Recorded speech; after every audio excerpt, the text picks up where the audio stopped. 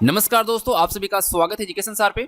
आज के इस वीडियो सेशन में हम सब एसएससी एमटीएस 2021 का जो पेपर चल रहा है उसमें 6 अक्टूबर 2021 को जो क्वेश्चंस पूछे गए हैं, जो आपके द्वारा हमें दिए गए हैं, उन क्वेश्चंस को हम यहाँ पर देखेंगे किस तरह क्वेश्चंस पूछे गए और उनको हम यहाँ पर डिस्कस करेंगे और देखेंगे कि ट्रेंड क्या चल रहा है एसएससी एमटीएस में।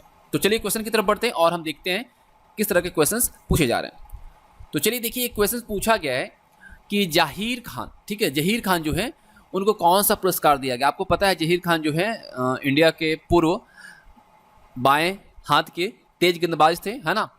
तो इनको जो हाल में पुरस्कार जो दिया गया है वो दिया गया है कौन सा, पद्मश्री, ठीक है। भारतीय क्रिकेट टीम के पूर्व तेज गेंदबाज जहीर खान को पद्मश्री दिया गया है। और याद रखिएगा, पद्मश्री की जो शुरुआत हुई 1954 में दिया गया, ठीक है। और लास्ट अवार्ड जो दिया गया 2021 में, यानी कि 2020 के लिए दिया गया, ठीक है। पद्मश्री जो है ये चौथी हाईएस्ट सिविलियन अवार्ड है हमारे देश का। भारत रत्न पहला है, उसके बाद पद्म विभूषण है, उसके बाद पद्म भूषण और उसके बाद आता है पद्मश्री, ठीक है। और ये गवर्नमेंट ऑफ इंडिया के द्वारा हर साल गणतंत्र दिवस के अवसर पे दिया जाता है, ठीक है। और उसके साथ क्वेश्चन जो पूछा गया था, इंदिरा गांधी ने कौन सी पुस्तक लिखी थी। देखिए, इंदिरा गांधी की पुस्तक से पूछा गया था। तो आपको मैं बताऊं कि इंदिरा गांधी अगर पुस्तक की बात करते हैं तो सबसे पहले थोड़ा इंदिरा गांधी के बारे में जानते हैं, ठीक है। इंदिरा गांधी का जन्म जो हुआ था 19 नवंबर 1917 को हुआ था। कहाँ पे, प्रयागराज में, जो कि इलाहाबाद के तौर पर पहले आया था, प्रयागराज हो गया, पहले प्रयागराज ही था, है ना। ये हमारे देश की 3rd प्राइम मिनिस्टर थी, ठीक है। इस चीज को आप जानते हैं, क्योंकि अगर वैसे आप देखेंगे, ठीक है, तो पहले हमारे देश के जो प्रधानमंत्री थे पंडित जवाहरलाल नेहरू थे, उसके बाद लाल बहादुर शास्त्री हुए, और उसके बाद अगर एक्टिंग प्राइम मिनिस्टर के तौर पे देखें तो गुलजारीलाल थे, जो कि 13 दिन के लिए 2 टर्म में रहे थे। और अगर हम परमानेंट देखें तो ये तीसरे स्थान पे आती हैं प्राइम मिनिस्टर के तौर पे, ठीक है। और इसके साथ एक चीज़ आपको मैं बता दूं कि इंडिया अवार्ड में अगर इनको देखें, इंदिरा को जो अवार्ड दिया गया उसमें भारत रत्न इनको दिया गया था 1971 में। और इनको एक और अवार्ड मिला था बांग्लादेश फ्रीडम ऑनर, जो कि इनको मिला था 2011 में, ठीक है। इनका समाधि स्थल को हम क्या कहते हैं, शक्ति स्थल, ठीक है। क्या कहा जाता है, शक्ति स्थल, ठीक है। आपको पता है शक्ति स्थल कहा जाता है इंदिरा गांधी के समाधि स्थल को। और इन्होंने प्रधानमंत्री के साथ साथ उसके पहले कई सारे विभाग को संभाला है, जैसे minister of information and broadcasting 9 जून 1964 से लेकर 24 जनवरी 1966 तक। मिनिस्ट्री ऑफ फिनांस 22 अगस्त से लेकर 24 मार्च तक इन्होंने संभाला था, 22 अगस्त 1967 से 14 मार्च 1969 तक। उसके साथ साथ इन्होंने फिर से मिनिस्ट्री ऑफ फाइनेंस संभाला, ठीक है, 17 जुलाई 1969 से 27 जून 1970 तक। उसके बाद मिनिस्ट्री ऑफ होम अफेयर्स इन्होंने संभाला 70 से 73 तक। उसके बाद मिनिस्ट्री ऑफ डिफेंस संभाला इन्होंने 75 से 75 तक ही। उसके बाद फिर 80 से 82 तक इन्होंने ये सभी मिनिस्ट्री भी संभाल लिया, ठीक है। और आपको मैं बता दूं जो बहुत इंपॉर्टेंट है, ठीक है, कि इंदिरा गांधी को प्रियदर्शनी के तौर पर भी जाना जाता था, आप सब जानते हैं। और ये हमारे देश की एकमात्र महिला प्रधानमंत्री थी, ठीक है। इस चीज़ को भी आप याद रखिएगा, ठीक है। और चलिए एक चीज़ और देखते हैं हम कि इनके द्वारा जो बुक लिखी गई है, क्योंकि यहाँ पे आपको बुक से क्वेश्चन पूछा गया था। तो इंदिरा गांधी के द्वारा जो पुस्तक लिखी गई उसमें बहुत से पुस्तक हैं। माई ट्रूथ है, जो कि 1979 में लिखा गया था। Indira Gandhi speeches and writing है। Indira Gandhi on her self and her time. Indira and Bangladesh. Selected speeches of Indira Gandhi. उसके बाद letter to American friend Indira Gandhi, a journey of friendship, है ना। Remembered moments, Indira Gandhi letters to personal friend, a man and his environment, safeguarding environment. ये सभी जो पुस्तक हैं इंदिरा गांधी के द्वारा लिखा गया, ठीक है। और कुछ हैं जैसे कि selected thoughts of Indira, Indira Gandhi speaks on democracy, Indira Nehru Gandhi ruler of India. ये सभी जो है इनके द्वारा लिखी गई पुस्तक है, ठीक है। चलिए और देखते हैं, यहाँ पे एक क्वेश्चन पूछा गया था कि राष्ट्रीय स्थापना दिवस। देखिए क्वेश्चन कुछ यहाँ पे क्लियर नहीं है, ठीक है। राष्ट्रीय स्थापना दिवस अगर देखते हैं तो यहाँ पे नेशनल फाउंडेशन डे अगर आप सर्च करते हैं तो यहाँ पे आता है annual national holiday in Japan के तौर पे, जो कि फरवरी 11 को मनाया जाता है हर साल, ठीक है। क्योंकि ये फाउंडेशन ऑफ जापान इसी दिन अस्तित्व में आया था, इसी वजह से फाउंडेशन डे के तौर पर मनाता है हर साल जापान, ठीक है। जापान की अगर हम बात करें तो कैपिटल टोक्यो है, करेंसी जापानीज येन है। और यहाँ के भी लेटेस्ट जो प्राइम मिनिस्टर बने हैं रिसेंटली वो हैं फूमियो किसीडा जो हैं ये सुगा के स्थान पे आए हैं, ठीक है। चलिए, और क्वेश्चन पूछा गया था आपसे, एक पूर्व वित्त मंत्री से जुड़ा क्वेश्चन था, ठीक है। क्वेश्चन एग्जैक्ट नहीं हमें मिला है, ये आपको पूछा गया था, आप लोगों ने दिया हो तो आपको पता होगा, और आप कमेंट करके बताइए क्यों क्वेश्चन इस तरह के आ रहे हैं। और एक क्वेश्चन पूछा गया था कि 2016 में शिशु मृत्यु दर क्या थी, है ना।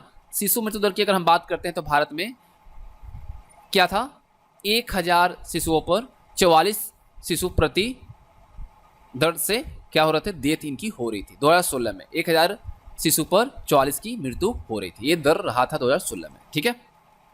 अब देखिए, क्वेश्चन पूछा गया था कि निम्नलिखित में से कौन सी गंगा की सहायक नदी है। तो गंगा की सहायक नदी हम यहाँ पर बात करेंगे, क्योंकि एग्जैक्ट हमें ऑप्शन नहीं मिला है। तो गंगा नदी की जो प्रधान शाखा है भागीरथी है, जो गढ़वाल में हिमालय के गौमुख नामक स्थान पर गंगोत्री हिमनद से निकलती है, इतना आपको पता है। गंगा में अगर देखें तो उत्तर की ओर से आकर मिलने वाली जो प्रमुख सहायक नदियां हैं वो यमुना, घाघरा, बागमती, रामगंगा, करनाली से सरयू भी कहा जाता है, ताप्ती, गंडक, कोसी और काची। और वहीं साउथ से बात करें, दक्षिण के पठार से आकर जो मिलती है इसमें नदियां वो हैं सोन, बेतवा, केन, दक्षिणी टोंस, ये सभी जो है दक्षिण से आकर मिलने वाली नदियां।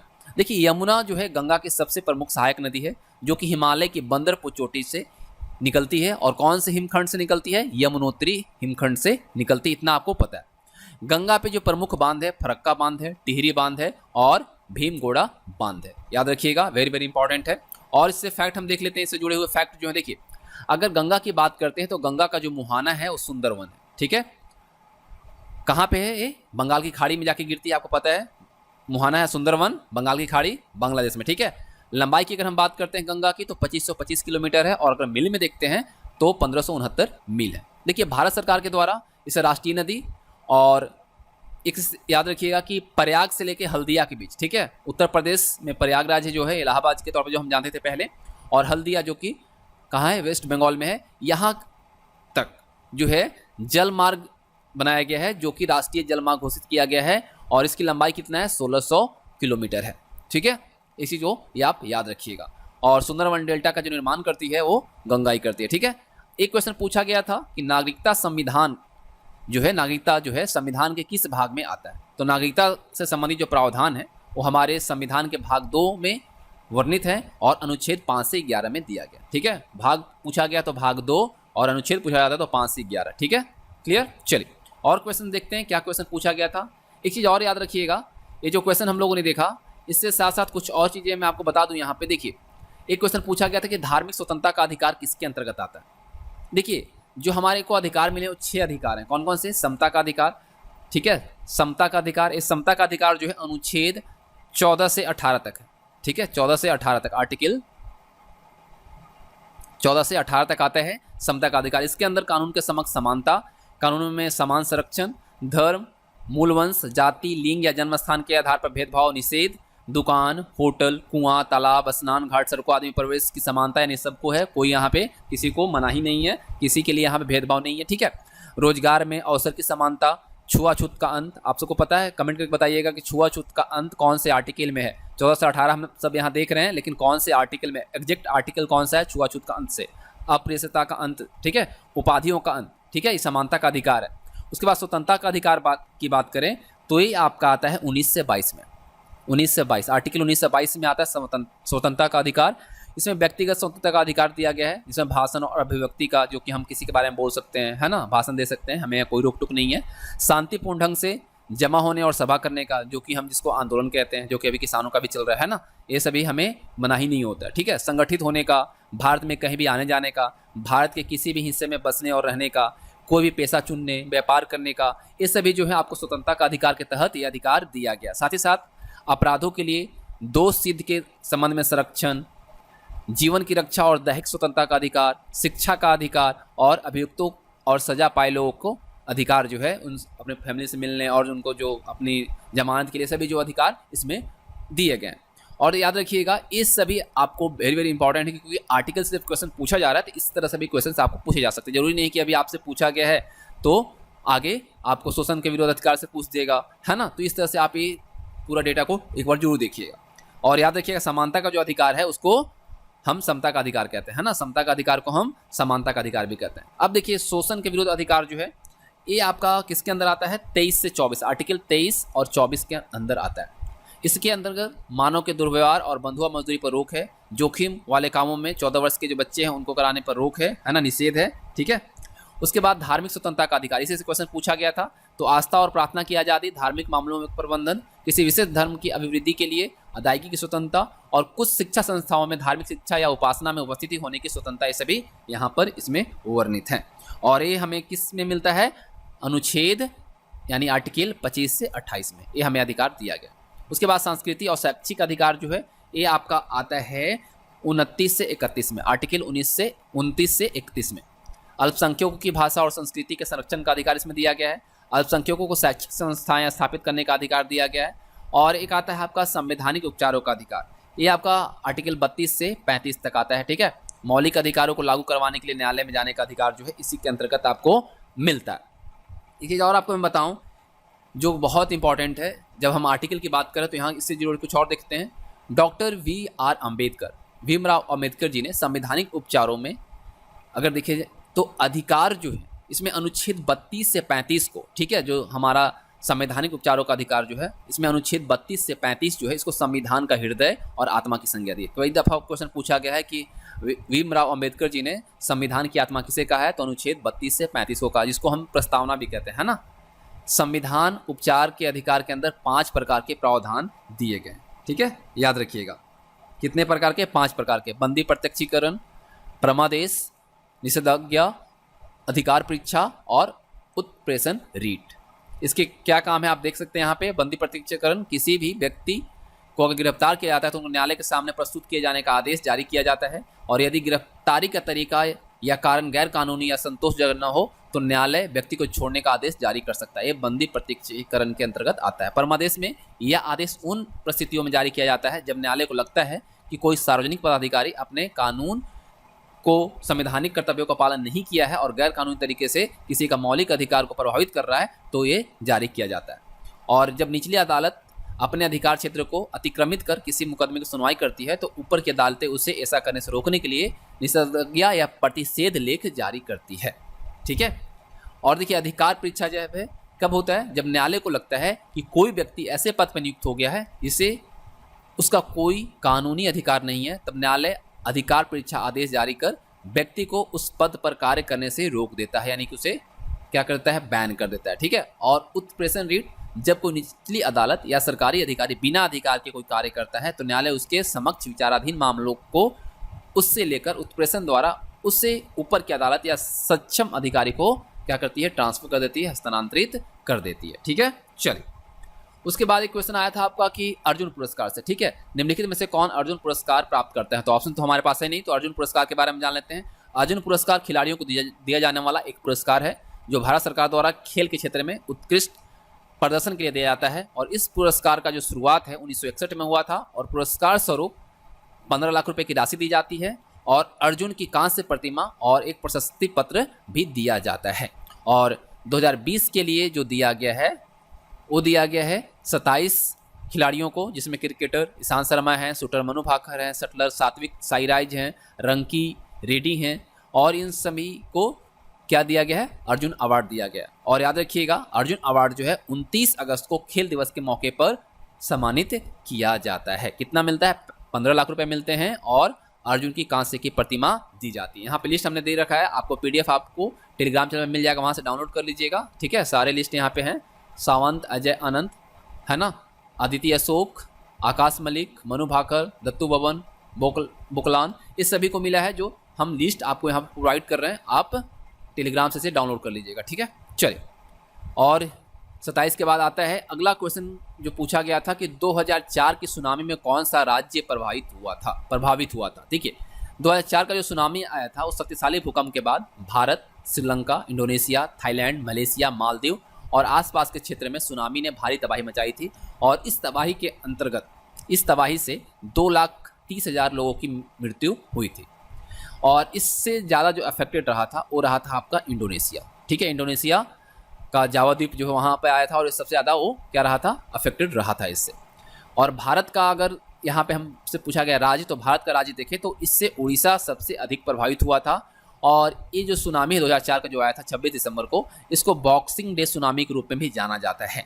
और 26 दिसंबर 2004 को इंडोनेशिया में 8.9 तीव्रता वाला भूकंप आया था और इसके बाद ही ये सुनामी आया था। देखिए सुनामी जो हम देख रहे हैं, सुनामी जो है समुद्री तूफान को कहा जाता है और ये जापानी भाषा में सुनामी कहलाता है। याद रखिए सुनामी जो है जापानीज लैंग्वेज में, ठीक है।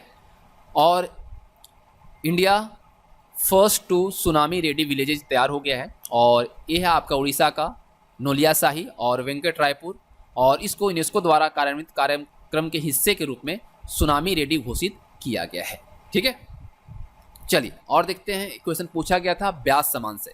तो भारतीय साहित्य के लिए दिया जाने वाला ज्ञानपीठ पुरस्कार के बाद दूसरा सबसे बड़ा साहित्य सम्मान जो है वो साहित्य अकादमी पुरस्कार है, जो कि व्यास सम्मान के तौर पर जाना जाता है। और इस पुरस्कार को 1991 में के बिरला फाउंडेशन के द्वारा शुरुआत किया गया था और इस पुरस्कार में 4 लाख रुपए नगद दिए जाते हैं और 10 वर्षों के भीतर प्रकाशित हिंदी की कोई भी साहित्यिक कृति इस पुरस्कार के लिए पात्र हो सकती है।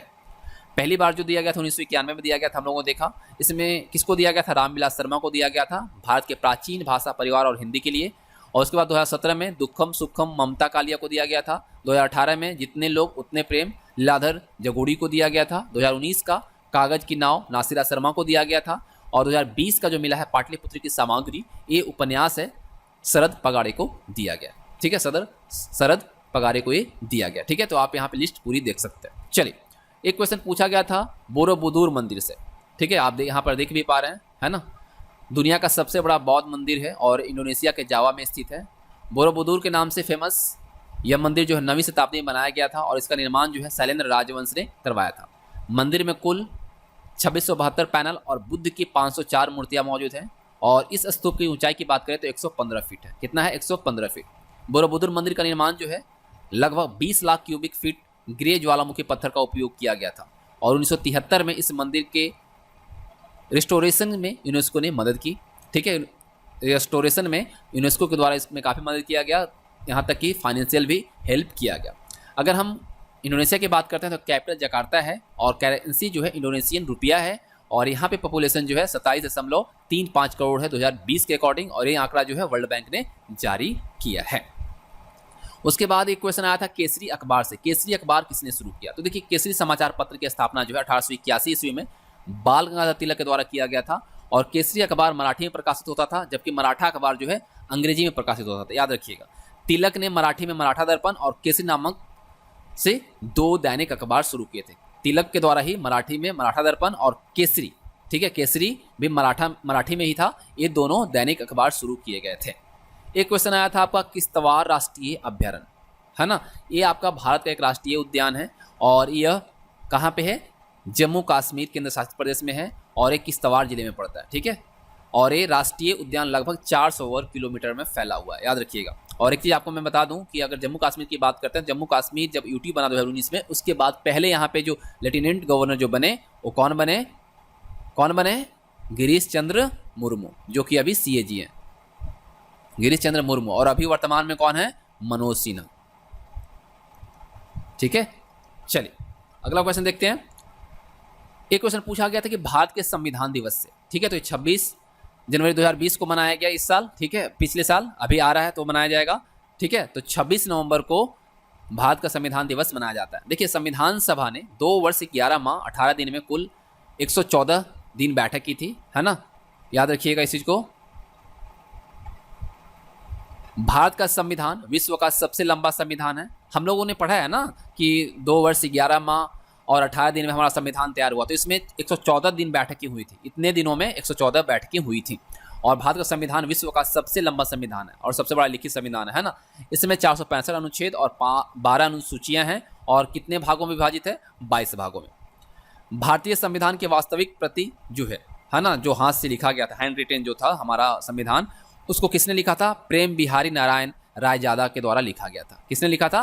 प्रेम बिहारी नारायण रायजादा। और हाथों से लिखे संविधान पर 284 संसद सदस्यों के द्वारा हस्ताक्षर किया गया था, जिसमें कि 15 महिला सदस्य थी। ये वेरी वेरी इंपॉर्टेंट है, आपको जानना चाहिए, ठीक है। हमारा संविधान से रिलेटेड है तो इतना आपको जानना चाहिए। संविधान की आत्मा कहे जाने वाला प्रस्तावना को अमेरिकी संविधान से लिया गया, ठीक है। संविधान की आत्मा कहे जाने वाला जो प्रस्तावना है उसको कहाँ से लिया गया है? अमेरिकी संविधान से लिया गया है। संविधान में प्रस्तावना की शुरुआत क्या होती है? वी द पीपल, इसी से होता है ना। और भारतीय संविधान में अब तक कितनी बार संशोधन हुआ है? 124 बार संशोधन हो चुका है। और 26 जनवरी 1950 को ही अशोक चक्र को बतौर राष्ट्रीय चिन्ह स्वीकार किया गया। अगर आपसे पूछा जाए कि अशोक चक्र को राष्ट्रीय चिन्ह कब स्वीकार किया गया, तो 26 जनवरी 1950 को। ठीक है, और हमारे देश के जो वर्तमान प्रधानमंत्री हैं, तत्कालीन भी कह सकते हैं, है ना, क्योंकि जिस वक्त ये किया गया था घोषणा उस वक्त भी यही थे। तो नरेंद्र मोदी के द्वारा इस सूचना जारी कर 19 नवंबर 2015 को, कब 19 नवंबर 2015 को घोषित किया गया कि हर वर्ष 26 नवंबर को संविधान दिवस मनाया जाएगा। और तभी से यानी 2015 से हर 26 नवंबर को संविधान दिवस मनाया जाता है। ठीक है, चलिए अब एक क्वेश्चन पूछा गया था ISL से यानी इंडियन सुपर लीग से। तो इंडियन सुपर लीग को हम हीरो इंडियन सुपर लीग के नाम से भी जानते हैं। लीग में पूरे भारत से 11 टीमें खेलती हैं और इसका गठन जो है 2013 में भारत में फुटबॉल को प्रोत्साहित करने और भारतीय फुटबॉलर को अंतर्राष्ट्रीय स्तर पर लाने के लिए किया गया था। और 2019-20 की चैंपियन की बात करें तो मुंबई सिटी FC इसकी विनर रही थी। अगर हम फीफा की बात करते हैं तो federation international the football association इसका फुल फॉर्म होता है। इसके प्रेसिडेंट जो है कौन है, जियानी इन्फेंटिनो है और हेडक्वार्टर ज्यूरिख स्विट्जरलैंड है। और एक कब अस्तित्व में आया, 21 मई 1904 को। ठीक है, याद रखिएगा। और इसकी स्थापना जो हुई थी पेरिस फ्रांस में हुआ था, रूई सेंट होनरे में। ठीक है, चलिए उसके बाद एक क्वेश्चन आया था NIOS से। NIOS का फुल फॉर्म क्या है, national institute of open schooling. ठीक है, हिंदी में देखें तो राष्ट्रीय मुक्त विद्यालय शिक्षा संस्थान, इसे पहले राष्ट्रीय मुक्त विद्यालय यानी NOS के रूप में जाना जाता था।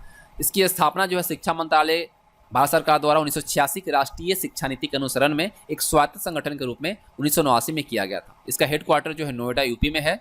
इसको कब अस्तित्व में आया था, कब फाउंड किया गया था, 3 नवंबर 1989 को। चेयरपर्सन है श्रीधर श्रीवास्तव। ठीक है, उसके बाद एक क्वेश्चन आया था NaCl से। ठीक है, NaCl आप सब जानते हैं, टेबल साल्ट भी इसको कहा जाता है या कॉमन सॉल्ट भी कहते हैं इसको, है ना। IPAC ID इसका क्या है या नेम क्या है, सोडियम क्लोराइड। मोलर मास इसका होता है 58.44 ग्राम पर मोल। मेल्टिंग पॉइंट होता है 801 डिग्री सेंटीग्रेड। और सोडियम क्लोराइड सोडियम का एक अकार्बनिक यौगिक है जिसे नमक या साधारण नमक या कॉमन सॉल्ट हम कहते हैं। ठीक है, चलिए उसके बाद क्वेश्चन आया था विद्युत क्षेत्र के बीच विभव को मापने के लिए किस उपकरण का उपयोग किया जाता है। एक क्वेश्चन पूछा गया था। तो विद्युत विभवांतर का SI मात्रक वोल्ट होता है और विभवांतर की माप जो है वो वोल्ट मीटर यंत्र से किया जाता है। ठीक है, तो एक क्वेश्चन जो हमें प्राप्त हुआ आपके द्वारा, यहाँ पर हमने पूरी क्वेश्चंस को आपके सामने रखा। तो उम्मीद करता हूँ आप सबको वीडियो पसंद आई होगी। तो वीडियो को लाइक और शेयर जरूर कीजिएगा और PDF जो है ना ये आप टेलीग्राम चैनल से डाउनलोड कर लीजिएगा। ठीक है, टेलीग्राम से आप डाउनलोड कर लीजिएगा, लिंक आपको नीचे डिस्क्रिप्शन बॉक्स में मिल जाएगा। थैंक्स फॉर वॉचिंग, मिलेंगे आप सबके साथ नेक्स्ट वीडियो में। Thank you.